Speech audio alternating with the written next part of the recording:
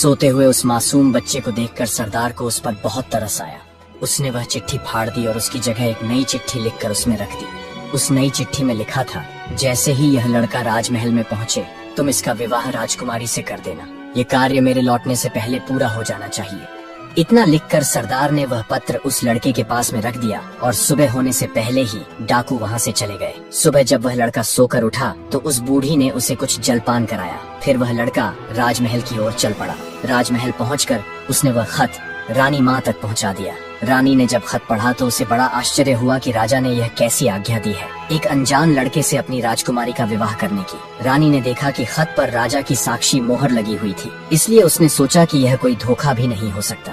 राजा के वापस आने से पहले ही उसे अपनी बेटी का विवाह इस लड़के से करना था। रानी ने लड़के को अपने पास बुलाया। उसका भोला भाला और सुंदर चेहरा देखकर रानी को वह लड़का बहुत पसंद आया और उसने अगले ही दिन अपनी बेटी का विवाह उससे कर दिया। लड़का राजकुमारी के साथ सुखपूर्वक उस महल में ही रहने लगा। कुछ महीनों बाद राजा वापस अपने राजमहल में आया तो वह उस लड़के के बारे में जानने के लिए बहुत उत्सुक था। उसने महारानी से पूछा, उस खत वाले लड़के का क्या हुआ? महारानी बोली, आपके कहे अनुसार मैंने उस लड़के का विवाह अपनी राजकुमारी से करवा दिया। राजा यह सुनकर बहुत गुस्से में आ गया। जिस बात को वह नहीं होने देना चाहता था आखिर वह हो गई। उसने अपनी पत्नी से वह खत मांगा। राजा ने उसमें उस लड़के से राजकुमारी के विवाह की बात पढ़ी तो निस्तब्ध रह गया। राजा को उस लड़के पर शक हुआ कि वह पढ़ा लिखा है, जरूर उसने रास्ते में खत बदल दिया होगा। उसने लड़के को अपने पास बुलवाया और उसे सच्चाई बताने की आज्ञा दी। लड़का बोला, हे राजन, मुझे कुछ नहीं पता कि इस खत में आपने क्या लिखा था, क्योंकि मैं तो इसे ऐसा ही लेकर आ गया था।